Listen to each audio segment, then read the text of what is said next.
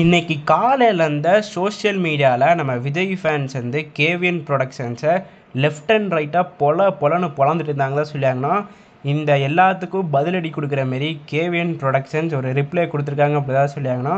So S, நம்ம தளபதி விஜய் அவர்களுடைய ஜனநாயகன் படத்தினுடைய ட்ரெய்லர் அப்படிங்கிறது ஜனவரி 3 6:45 ரிலீஸ் ஆக போகுது அப்படின்னு இப்போ அஃபீஷியலாக கேவிஎன் ப்ரொடக்ஷன்ஸே சொல்லியிருக்காங்க அப்படி தான் சொல்லியாகணும். எனக்கு தெரிஞ்சு இந்த நியூஸை வந்து நம்ம ஜனவரி 2 சொல்லி 3 ட்ரெய்லர் ரிலீஸ் பண்ணலாம் அப்படிங்கிற பிளானில் தான் ப்ரொடக்ஷன் டீம் வந்து இருந்திருப்பாங்க.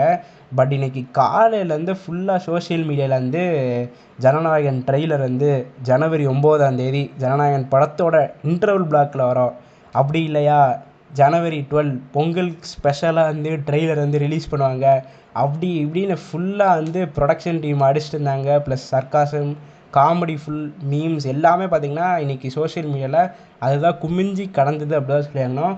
ஸோ இந்த நிலையில் திடீர்னு ஒரு அப்டேட்டாக வந்து ப்ரொடக்ஷன் டீம் வந்து கொடுத்துருக்காது விஜய் ஃபேன்ஸுக்கு. ஒரு சைடு ஹாப்பியாக இருந்தாலும் இன்னொரு சைடு வந்து சேடாக இருக்குது. Because this is the one last trailer of Vijay sir அப்படி தான் சொல்லியிருந்தோம்.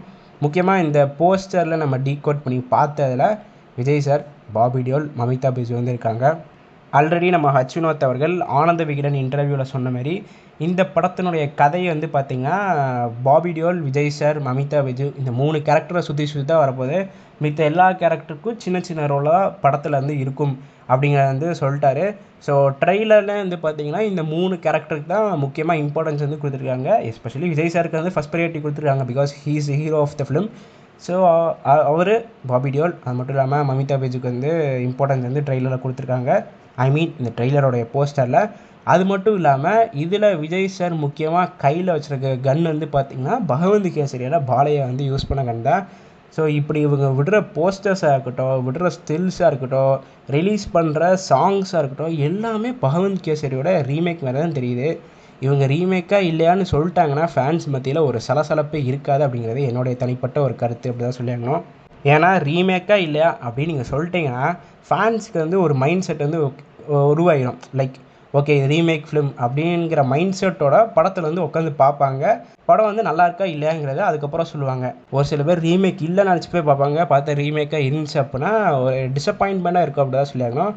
ஸோ என்ன கேட்டால் போஸ்டர்ஸு, சாங்ஸ் எல்லாமே பார்க்க ரீமேக் மாதிரி தான் தெரியுது. ரீமேக்குன்னு சொல்லிடுங்க.